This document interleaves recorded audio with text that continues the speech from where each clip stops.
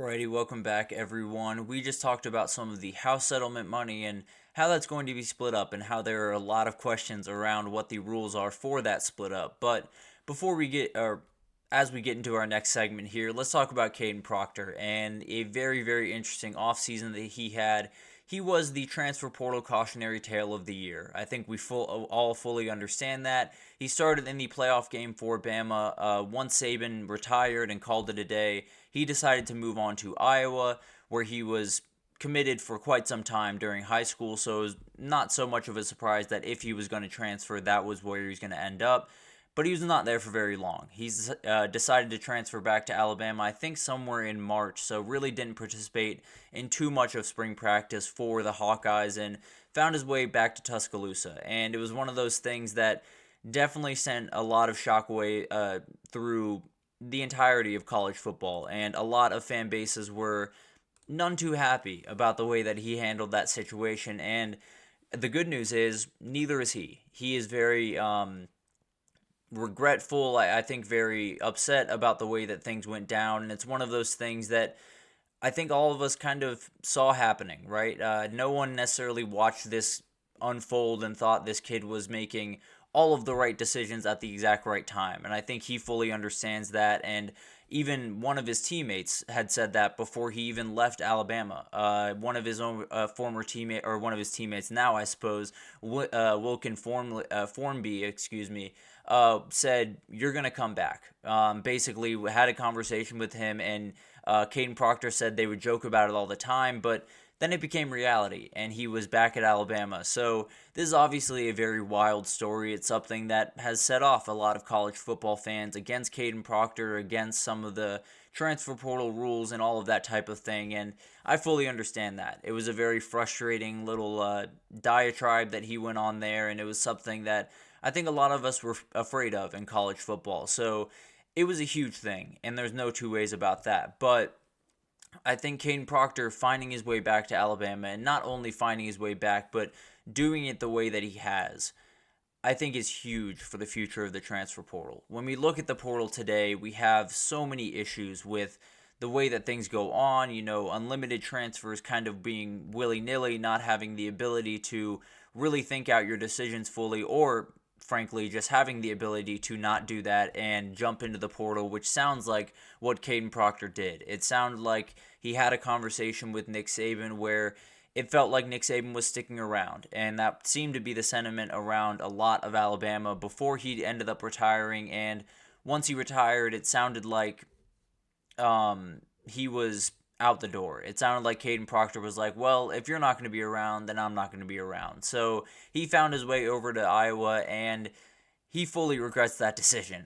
He came back to Alabama and went to Kalen DeBoer and apologized for saying he didn't hear them out effectively, and definitely has come back to the team and really made a huge effect right away. Kalen DeBoer has been absolutely glowing with this kid's work ethic and everything he's done since he's got back on campus. So absolutely fantastic for this kid, fantastic for Alabama, but for the transfer portal, it's huge because I think a lot of us hate the number of people that are going in. We hate the craziness that is going on, and we hate that some of our best players are not sticking around at our schools for quite some time. But I think with someone like Kadyn Proctor, who is so talented, who is such a front-facing person in the sport, it's a huge thing for other kids to learn from his mistakes. And he's being very forward with it, saying it was a mistake. And it was one of those things that he shouldn't have done this way. And I really hope that other people are listening to that sentiment, because it's the ultimate example of the grass isn't always greener on the other side. And sometimes you need to take a second, whether it's going through spring with a new coaching staff or going through a season with a new coaching staff, whatever that looks like for you. I think the biggest thing for college athletes, especially for young college athletes, is to just hear out every side, to make sure that you fully understand what Kalen DeBoer is about, what you fully understand what Alabama might look like going forward, and then you can make your decision. And then you can figure out, yeah, maybe Iowa is a better fit for me. But it sounded like he made a decision out of emotion, not necessarily out of as much logic as he would have liked.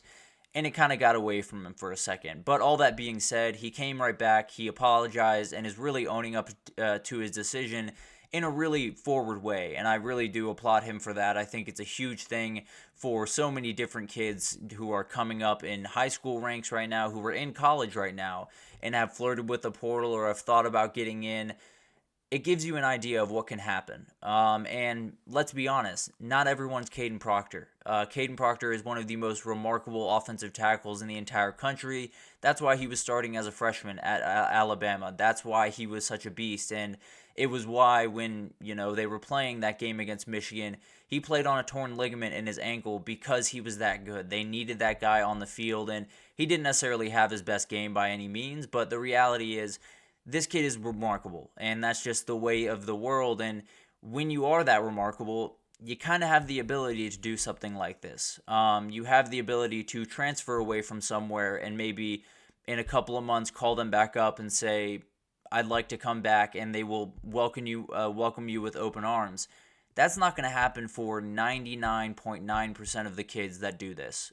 So it gives you an idea of the transfer portal has been a very dangerous thing for a long time. And I think a lot of us have been watching it from the sidelines and saying, this is going to happen and this is going to happen. And a lot of that stuff has. A lot of the kids making decisions just based off NIL, a lot of the kids making rash emotional decisions instead of thinking out the best option for them. A lot of this stuff has happened, but it feels like Kadyn Proctor is the best example of someone that did it remarkably forward-facing and is doing it right now remarkably forward-facing by, coming forward, doing this article with, I believe, the Bama team over there at 247 Sports, and they broke it down in such a way where it really felt like he was almost seeking this out. It was almost like he kind of wanted to put this message out into the world because he knew that it would be helpful to other athletes down the road, and he knew that he made a mistake, and he knew that there were going to be people that are very upset with him and that have problems with him going forward, but that's not necessarily the worry for Kadyn Proctor, for a lot of us in college football, where this issue is obviously not the way that we wanted this to go down, and it's definitely something that we wish we could fix in the future, but Kadyn Proctor, snubbing Iowa in this first instance and, not necessarily doing what they wanted them to do and pissing off a lot of Hawkeye fans. Let's just be totally honest about it. But the reality is he did so much more good for the future of the transfer portal and more kids who are younger than him to get an idea of this is a dangerous game. And you're playing in kind of a new world, in a world that might not have your best interest at heart at all times, where there's not a lot of rules around NIL right now. I think we all fully understand that. There's not a lot of rules around what coaches can and can't say to a kid to make a kid commit, and that is a super big danger, and it's actually something that we'll get in tomorrow when we break down some NIL stuff from the On3 Elite Camp. But when we're talking about Kadyn Proctor, he didn't necessarily represent himself great this offseason. I don't think there's anyone that can say any differently.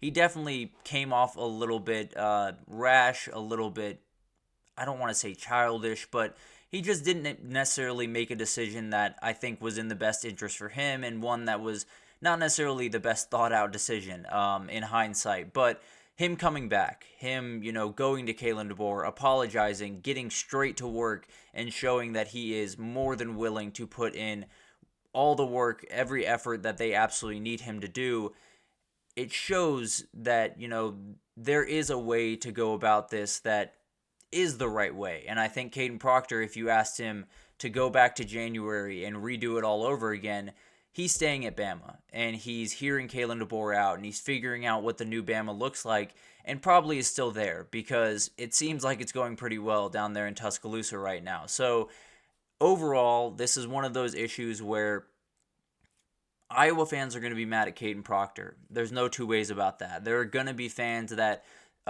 think he was being selfish or think he was, being a child, whatever it is, whatever critique you have about the decisions that he made this offseason, I'm sure he has a lot of those critiques about himself. And I also think that with him making this mistake, with him being forward-facing and being one of the best players in the country and everyone following this story, there's a lot of guys looking at him right now and saying, I don't want to be him. And it's not necessarily, you don't want to make those decisions, or you don't want to be bouncing around too much, but also you might not have the ability to be Kadyn Proctor. Not everyone has the ability to bounce around in the transfer portal and always find a home because they are a 5-star talent, because they are a linchpin on the offensive line. So if you're a kid that is not Kadyn Proctor, just think about your decision for a little bit longer than you might think you need to or you might want to, because this shows you what can happen.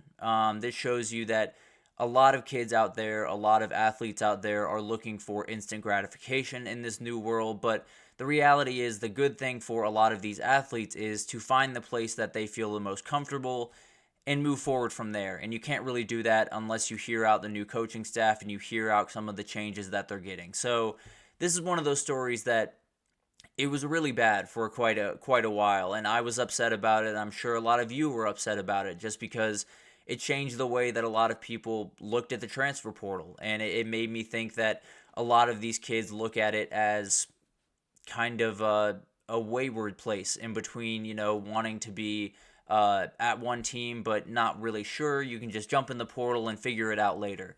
This gives you a really, really good idea that that's not necessarily the best way to go about business. And I hope that other people follow suit. I hope other people listen to him, because he was very honest. This is not the way to go about it. And if you do go about it this way, you're putting yourself in a lot of danger for your future. So a fascinating story. Huge props to Kadyn Proctor for owning up to that mistake and being forward facing with that, because a lot of guys in the past just haven't been, because of shame or because of worry or whatever it is. And this is something we absolutely needed for the transfer portal. So it'll be fascinating to watch that and see what he does at Alabama once again. But we're going to take our second break here, and when we come back, we're going to talk about some playoff Cinderellas and how I think they might not look the way that you might want them to look, or the way you might be expecting them to look right now. So we'll break that down right after this, so stick with us.